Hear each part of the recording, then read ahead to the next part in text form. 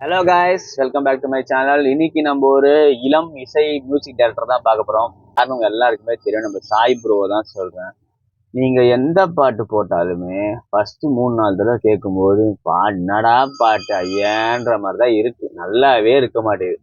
ஆனா அதே நான் ஒரு 4 தடவை 5 தடவை மேல கேட்டேன்னு வச்சுக்கோங்களேன், இதாண்டா பாட்டு அந்த மாதிரி இருக்குது ப்ரோ. எப்படி ப்ரோ உன்னோட மியூசிக்லாம் ரொம்ப யூனிக்கா இருக்கு, இந்த ஜென்ரேஷனுக்கு ஏத்த மாதிரி இருக்கு? ஏன்னா எனக்கு தெரிஞ்சு எந்த மியூசிக் டைரக்டர் இருந்தாலும் ஒரு படத்துல போட்டு 4-5 படம் போட்டதுக்கு அப்புறம் தான் ஹிட் ஆவாங்க. ஆனா நீ வந்து யூடியூப்ல 2-3 ஆல்பம் போட்டு நீ பறக்க விட்ட.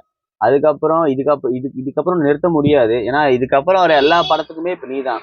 எல்லா படத்துக்குமே ஏன்னா மியூசிக் ரொம்ப யூனிக்கா இருக்கிறதால பயங்கரமா இருக்கு. ஆனா என்ன ஒரு ஒரு கடுப்புனா, first time, second time, third time கேட்கும்போது மட்டும் ஐயோ என்னடா பாட்டுன்ற மாதிரி தான் இருக்கு. ஆனா அதுக்கப்புறம் சொல்லவே தேவையில்ல. இன்ஸ்டாகிராம் ஃபுல்லாவே கேட்க கேட்க கேட்க அது ஃபுல்லா ஒரு காலர் டியூனு, ஒரு ரிங்டோனாவே ஃபுல்லா மாறிடுச்சு. அதனால எனக்கு தெரிஞ்சு பெஸ்ட் ப்ரோ, ஒர்த்து ப்ரோ. எந்த பாட்டு போட்டாலும் ஒர்த்து ப்ரோ. அதனால என்ன தப்பா நினச்சிக்காது. என்னடா அது ஃபர்ஸ்ட் கேட்கும்போது நல்லா இல்லைன்றாங்க. எல்லாருக்குமே அப்படிதான், எனக்கு இல்லை, எல்லா ஆடியன்ஸுமே ஃபர்ஸ்ட் அப்படிதான் இருக்கு. ஆனா அதுக்கப்புறம் நீ தான் ஃபேவரட் ஆயிட்ட. இப்ப அதே மாதிரி மறக்காம சாய் ஃபேன்ஸுக்கு இந்த வீடியோவை டேக் பண்ணுங்க.